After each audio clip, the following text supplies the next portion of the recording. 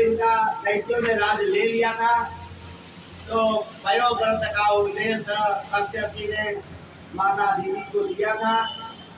उस वयोव्रत का माता ने ठीक ढंग से जो है आचरण किया। अब 1 वर्ष पूरा होने पर भगवान श्री हरि स्वयं माता जी से आकर के और प्रकट होकर के माता दीदी से भक्त को भगवान ने कहा, तो देखिए आपका यह व्रत जैसे पूर्ण होगा मैं आपके अंश में आकर के और स्वयं अवतार दूंगा और आपके पुत्रों को आपका राज्य वापस करा दूंगा। इस तरह से भगवान कह करके अंतर ध्यान हो गए। माता दीदी अपने इस व्रत को रखी। जैसे ही उनका व्रत पूरा हुआ उसके बाद भगवान वामन देव उनके अंश से वहां प्रकट हुए। बोले वामन भगवान की जय। भगवान भगवान अत्यंत छोटे आकार में थे, बड़े ही सुंदर और दिव्य थे। अब जैसे वामन भगवान प्रकट हुए सभी देवताओं ने आ करके उन्हें अनेकों तरह का अपना अपना भेंट किया। माता पार्वती ने उनका यज्ञोपवीत संस्कार हुआ। माता पार्वती ने स्वयं उन्हें भिक्षा दिया। एक जनेऊ होता है तो भिक्षा देने का भी व्यवस्था है। तो माता ने स्वयं आकर के भिक्षा दिया, अन्नपूर्णा ने आकर के भिक्षा दिया। अब अक्षय पात्र दिया, वरुण ने अपना पास दिया, अग्नि ने अपना तेज ला करके दे दिया, सूर्य चंद्रमा इत्यादि सभी देवताओं ने ले करके एक एक सामान अपना अपना भेंट किया, जो जिसको जैसे जिसलाए था। ब्रह्मा जी ने अपना ब्रह्मास्त्र दिया। सब लोगों ने जब दे दिया, अब भगवान ने कहा देखिए अब मेरा उपनयन हो गया है। तो उपनयन के बाद जो है बच्चा घर में नहीं रहता है, वो पढ़ने के लिए जाता है। भगवान ने कहा मैं निकल रहा हूँ। अब जैसे भगवान निकले उसी समय राजा बलि जो है एक बहुत बड़ा जो है वारस्पत्य नाम का यज्ञ था, बहुत बड़ा यज्ञ था। उसमें बहुत दूर दूर के ऋषि महर्षि और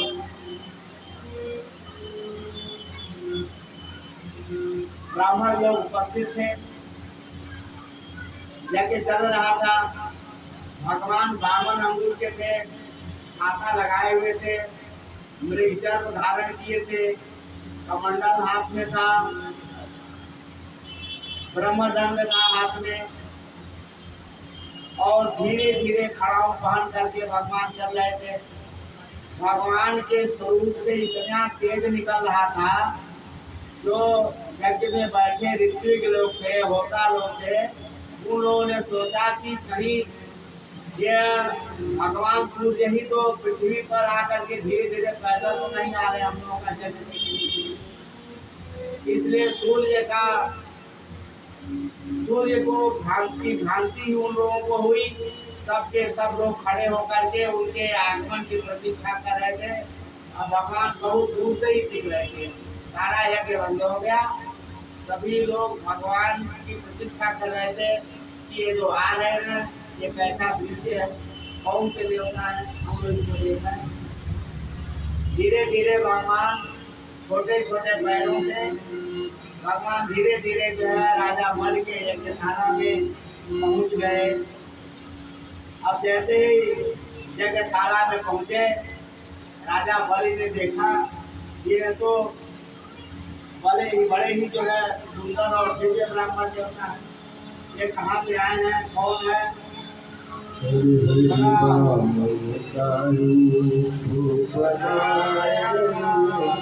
बलि राजा के द्वारे आई, हरि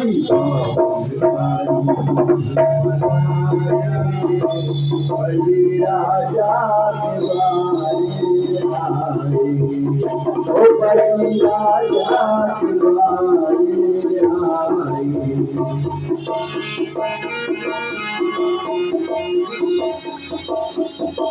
उनके छोटे छोटे हाथ, उनके छोटे छोटे पाँव, उनके छोटे छोटे हाथ, उनके छोटे छोटे पाँव। आओ ये खड़ा हो सुहाए, बलि राजा के द्वारे आए। आओ ये खड़ा हो सुहाए, बलि राजा के द्वारे आए। हरि नाम बनाए, बलि राजा के द्वारे आए।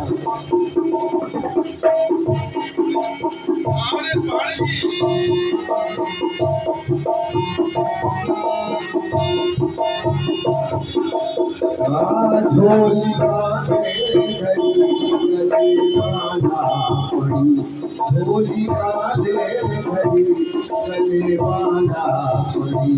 मृग छाला बगल में समाये, बलि राजा के द्वारे आए। मृग छाला बगल में समाये, बलि राजा के द्वारे आए। हरि नाम बनाए, बलि उनके कमल जैसिया, उनके घुघराले बाल, उनके कमल जैसे नयन, उनके घुघराले बाल। ब्रह्मचारी का रूप बनाए, ब्रह्मचारी का रूप बनाए, बलि राजा के द्वारे आए।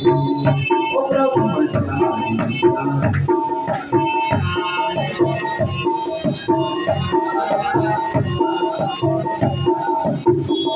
हरि बामन का रूप बनाए, बलि राजा के द्वारे आए।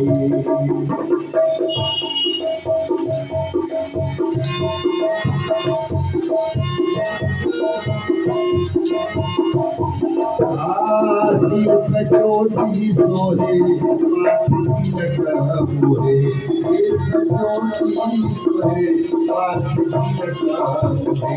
हाथ में है कमंडल चुराए, हाथ में है कमंडल चुराए, बलि राजा के द्वारे आए। हरि नाम बनाए, बलि राजा के द्वारे आए। हरि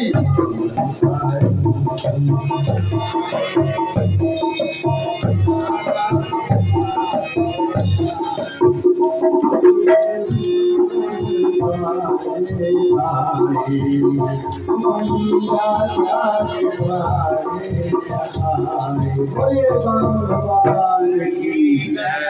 बोले वृंदावन बिहारी लाल की जय। बोले वामन देव भगवान की जय।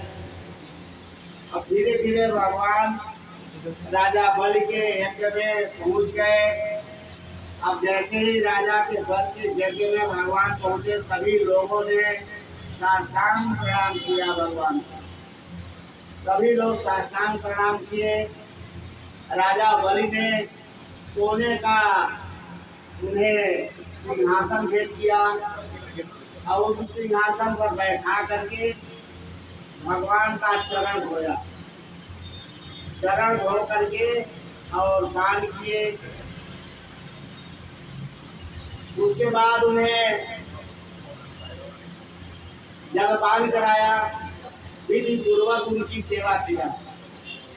आपके घर जब कोई ब्राह्मण पहुंचता है, आहूत तथा अनाहूत, आपको लगे कि ये ब्राह्मण है तो उसका चरण धोना चाहिए, तिलक लगाना चाहिए और यथोचित उनका सत्कार करना चाहिए।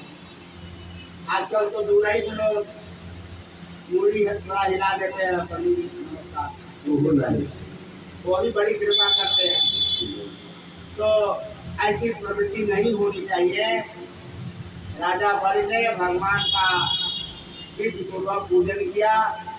पूजन करने के बाद भगवान से पूछा, आप कौन हैं ब्राह्मण देवता, कहाँ से आ रहे हैं, कहाँ को जा रहे हैं, आपको क्या चाहिए, आप हमें बता दीजिए। ब्राह्मण देवता ने कहा, देखिए मैं तो एक कुमरीत ब्राह्मण हूँ। ब्राह्मण का जब उपनयन हो जाता है तो घर से निकल जाता है विद्या अध्ययन करने के लिए, संध्या वंदन आदि करने के लिए निकला हूँ अपने एक अच्छे स्थान पर। आपका ये बड़ा जगह देख करके मेरी इच्छा हुई कि जगह में थोड़ा सम्मिलित हो जाए, आपका यज्ञ देखते हैं। बलि ने पूछा, आपको क्या चाहिए बता दीजिए। भगवान ने कहा कि आप जो ये कह रहे हैं ये कोई बहुत बड़ी बात नहीं है, ये तो आपके पिता पितामह परपितामह की ये परंपरा है आपकी। आप सामान्य नहीं, आपके पिता विरोचन भी बहुत बड़े दानी थे। आपके प्रदादा महाराज प्रहलाद भी बड़े ब्राह्मणों के भक्त थे, बहुत दान करते थे। ऐसे कई पीढ़ियों का नाम लिए। बलि ने कहा, देखने में तो आप छोटे लगते हैं, ये बात तो कई पीढ़ियों का करते हैं, जैसे लगता सबका जो है आप भी हमारे। भगवान ने कहा कि जो अच्छे लोग हैं, जो दीप्यमान लोग हैं, अच्छे कर्म करने वाले हैं, उनको सारे लोग वैसे ही जानते हैं। उनके पास कोई कुंडली की लेने की जरूरत नहीं है। वैसे आपके कुल का जो दीपक है वह जस का दीपक पूरे संसार में फैला हुआ है। इसलिए यह तो आपकी वंश परंपरा है महाराज, जो आप इस तरह से ब्राह्मण से पूछ रहे हैं कि आपको क्या चाहिए। बलि ने कहा, ठीक है, आप तो बहुत कुछ मांग बताइए, आपको लेना क्या है, जो कहिए तो 10-5 गाँव आपको दे दूँ, जो किसी अच्छे ब्राह्मण कन्या से आपका विवाह करा दूँ, अथवा बहुत कुछ धन धान्य चाहिए, कुछ गौएं चाहिए, हाथी घोड़े चाहिए, जो कहिए आप देने के लिए मैं समर्पित हूँ। भगवान ने कहा कि भाई इतना सब लेकर के ब्राह्मण को बहुत कुछ नहीं लेना चाहिए। क्या करेगा ब्राह्मण देकर के, ये धो करके क्या करेंगे, हम दुनिया में धो करके लेके चलने के भार बनेगा। ब्राह्मण को उतना ही चाहिए कि संध्या वंदन कर लिया और भोग लगाने के लिए कुछ प्राप्त हो गया, खा लिया, चल के आप क्या करेंगे दुनिया भर का संसार का बोझा लेकर के, आपको नहीं चाहिए।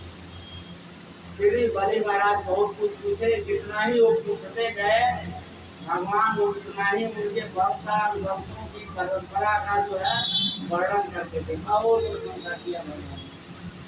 आप देखिए ब्रिटिश लोग सब कुछ लेना होता है ना, तो उसकी बड़ी प्रशंसा करते हैं। अरे भाई आप बड़े अच्छे हैं, आप जैसा कोई बड़े शांति है, दानी है, प्रभाव है, ऐसा बहुत कुछ करते हैं। खाना भी चाहिए, बिना सराहना किए कोई कामदान नहीं करेगा भाई। भगवान ने खूब सराहना किया, हम लोग आपका ऐसा नहीं करेंगे।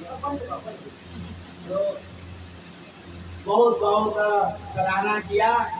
बलि ने कहा, अच्छा ठीक है ब्राह्मण देवता, जो आपको मांगना हो मांग लीजिए, मैं आपको देने के लिए तैयार हूँ। भगवान ने कहा, ठीक है, आप वचन दे दीजिए कि मैं दे दूंगा, कहीं ऐसा ना कि मुकर जाइए।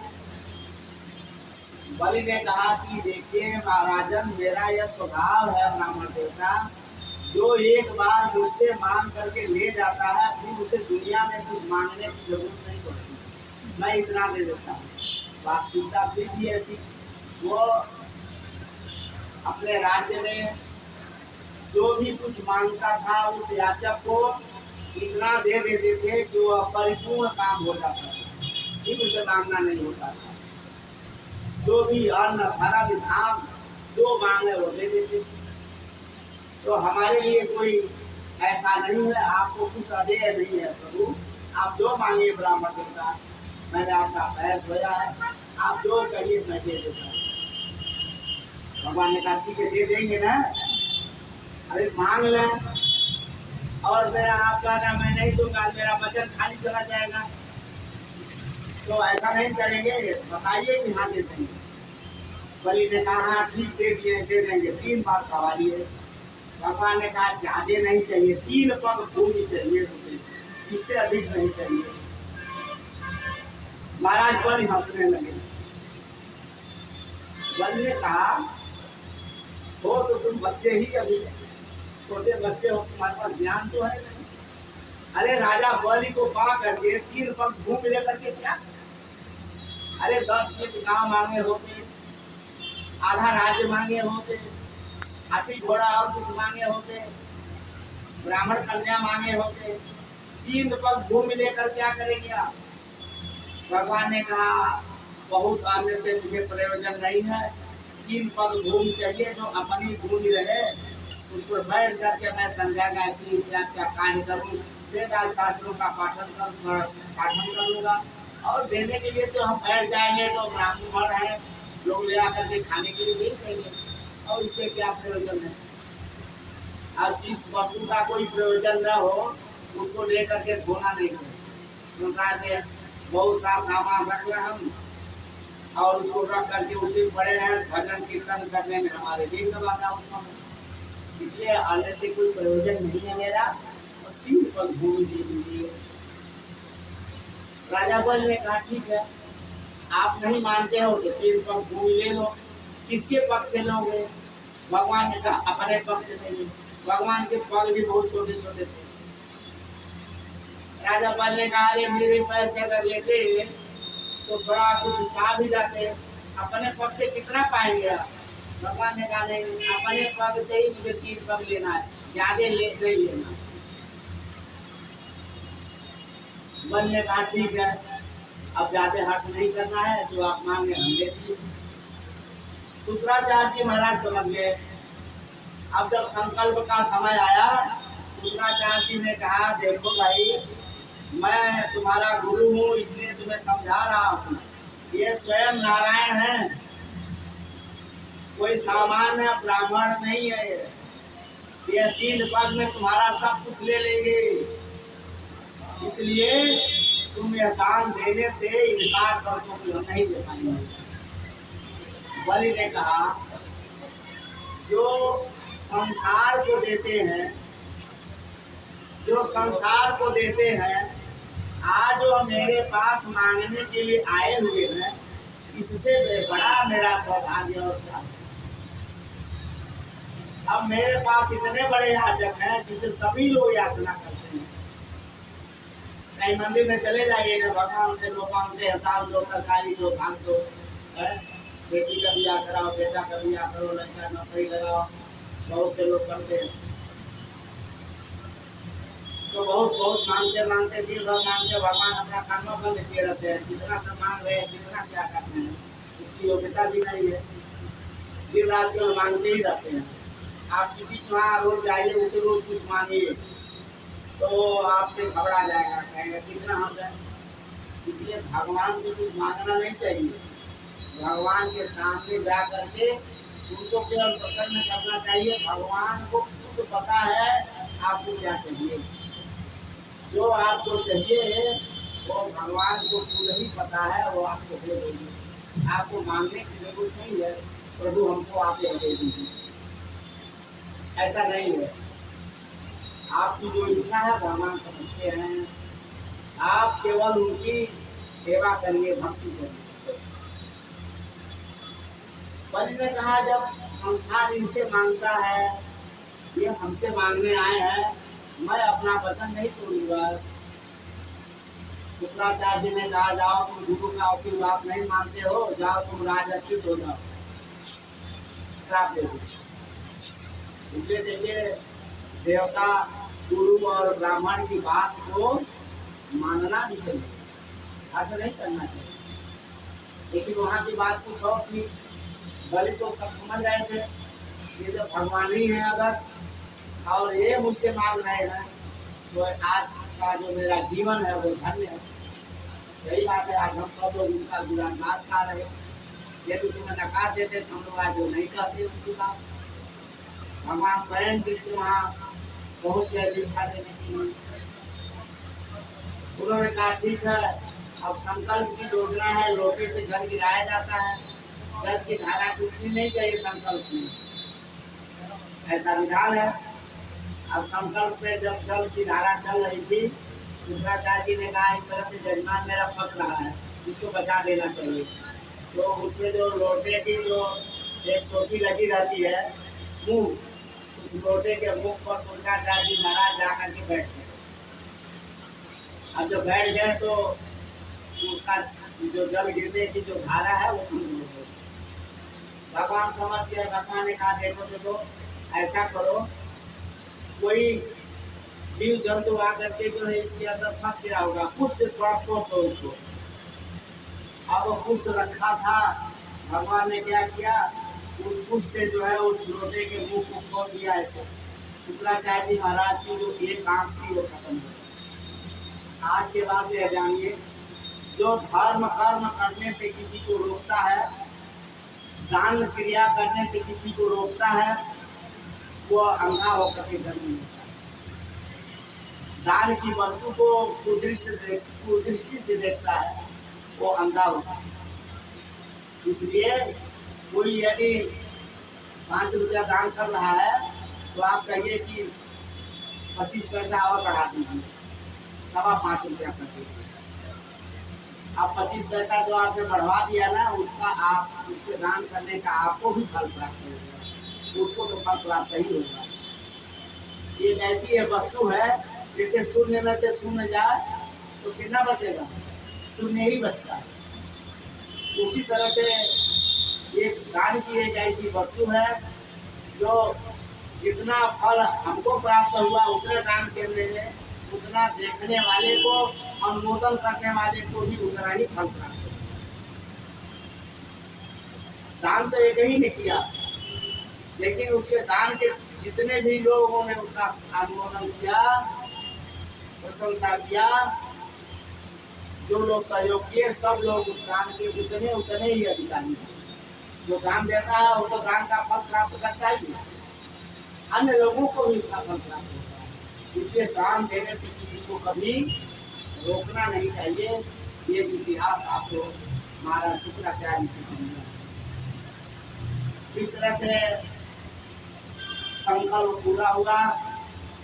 भगवान ने कहा ठीक है, अब भाई तैयार हो जाओ। जानते हैं सर, जब संकल्प जब तक नहीं होता तब तक पंडित जी लोग का जो है बलजोड़ रहते हैं, कई जजमान जो है कर देते हैं अपने नहीं संकल्प करेंगे। अब संकल्प हो जाने के बाद तो वो तैयार हो जाते। अब तो संकल्प कर दिए तो आपको देना ही है। अब भगवान ने कहा कि देखो भाई, आप संकल्प किए, अब मैं नाप रहा हूँ। बैल ने कहा नाप लीजिए।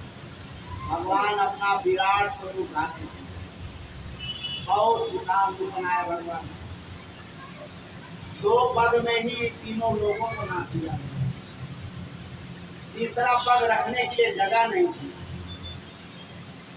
दूसरा पैर भगवान जब ऊपर फैलाए तो अंडकटा फट गया, आकाश का अंबर, वहां से जल की धारा निकल रही थी जो ब्रह्मलोक में है।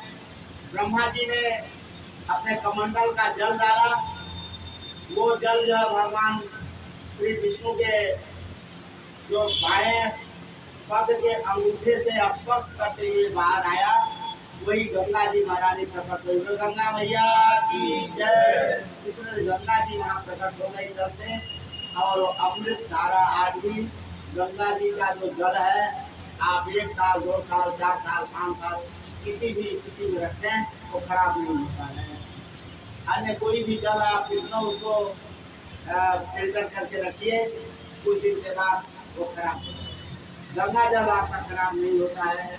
गंगा जल में जो सामान मिलता है वो 5 मीटर आगे जाने के बाद वो गंगा जल में विलीन होता है, वो उसके सादृश्य होगा। इतना गंगा जी का महत्व है। गंगा जी का स्पर्श करने से सत्यचित लोगों का उद्धार हो जाता है। इस तरह से भगवान तीनों लोगों को नाप लिए। राजा बलि ने कहा, बलि से भगवान ने कहा बताओ तीसरा पैर में कहाँ रखूं? 3 पग मांगे थे, 2 पग में तो हो गया, अब तीसरे पग को रखने के लिए जगह तो नहीं। राजा बलि ने कहा आप मेरे मस्तक पर रख दीजिए तीसरा पग। भगवान ने तीसरा पग उनके मस्तक पर रख दिया। अब तो और भी उनके जो 3 पग भूमि में ही आ गए। राजा बलि को भगवान ने रस्सी के बांध दिया। अब यजमान यहाँ बढ़ गया। जो वहाँ उनकी सेना थी, जो पार्षद थे, सभासद थे, सभी लोगों ने पकड़ो, बांधो, मारो ऐसा उच्चारण करना शुरू किया। भगवान को देखते देखते सभी लोगों का साहस समाप्त हो गया। भगवान का इतना विशाल रूप हो गया, किसी का साहस नहीं हुआ। बल की एक पुत्री थी, रतनमाला उसका नाम था। उसने जब भगवान के स्वरूप को देखा तो भगवान इतने सुंदर थे, उसने कहा कि यदि ये मेरे पुत्र होते ना तो इनको मैं दूध पिला देती। भगवान ने मन ही मन कहा ठीक है तुम अब दूध पिला देना, तुम्हारे भी पुत्र हो जाएंगे, ऐसा अवसर दे देंगे। लेकिन भगवान ने जब बलि को बांध लिया तो कहा अगर मेरे पुत्र होते ना तो जानते क्या करते, दूध में जो है असल में जो है जहर लपेट करके तुमको पिला देते, मर जाते। ऐसा क्रोध में आ गई। भगवान ने कहा ठीक है प्राप्त हो जाएगा। ऐसा कर करके भगवान ने जो है अब बलि को ही बांध लिया। बलि महाराज भगवान की स्तुति किए, प्रभु आप तो अनंत हैं, अंत अनंत रूप अनंत, हे प्रभु आप अनंत रूप में हैं, आप पूरे सृष्टि के पालन सृजन और संहार की मूर्ति है। आपसे यह संसार में कोई बचा ही नहीं है, हम आपको क्या दान कर सकते हैं। भैया चलिए इस तरह से भगवान की बहुत ही स्तुति किया। भगवान अब राजा बलि से कहे ठीक है मैं तुम्हारे ऊपर प्रसन्न हूँ। अब देखिए जब दान हो जाता है, दान उद्दान हो जाता है ना तो श्रेयदान होता है। अब श्रेयदान में ब्राह्मण लोग भी फंस जाते हैं, श्रेयदान करने से भागते हैं लोग। श्रेयदान में होता है कि जो मैंने अनुष्ठान से जो भी अच्छा पुण्य प्राप्त किया है वो श्रेयदान वो पुण्य जो है यजमान को प्राप्त हो जाए, ऐसा कहने में जो है पंडित लोग भागने लगते हैं। भगवान ने कहा अब मैं आप पर प्रसन्न हूँ, जो आप मांगे हम आपको देने के लिए तैयार हैं। राजा बलि ने कहा प्रभु मैं यही छठा हमेशा देखना चाहता हूँ, इसी रूप में आपको देखना चाहता हूँ जैसे आप हैं। जब मैं खड़ा हो बिस्तर से उठूं तो मैं आपको देखूं ऐसे ही रूप में। अब ये भगवान तो राजा बलि को बांध लिए थे लेकिन स्वयं अब पाताल लोक दे दिया उनको रहने के लिए। लेकिन राजा बलि ने भगवान को वचन में बांध लिया। अब भगवान को जब बलि राजा पाताल से उठते थे अपने बिस्तर से तो भगवान का दर्शन करते थे, भगवान को उन्हें अपना दर्शन देना होता था। यह व्यवस्था थी। इस तरह से बलि के बांधने जाने के बाद, पाताल जाने के बाद देवताओं का अपना पुनः राज्य वापस हो जाता है और देवता लोग अपने राज्य में आकर के तरह तरह के यज्ञ यागाद को पुनः प्रारंभ करते हैं। इधर अब सुतल लोक में जाकर के राजा बलि अब रहने लगते हैं। बहुत दिन व्यतीत हो गया, भगवान नहीं पहुँचे लक्ष्मी जी के वहाँ। लक्ष्मी जी घबराने लगी, श्रीहरि कहाँ गए?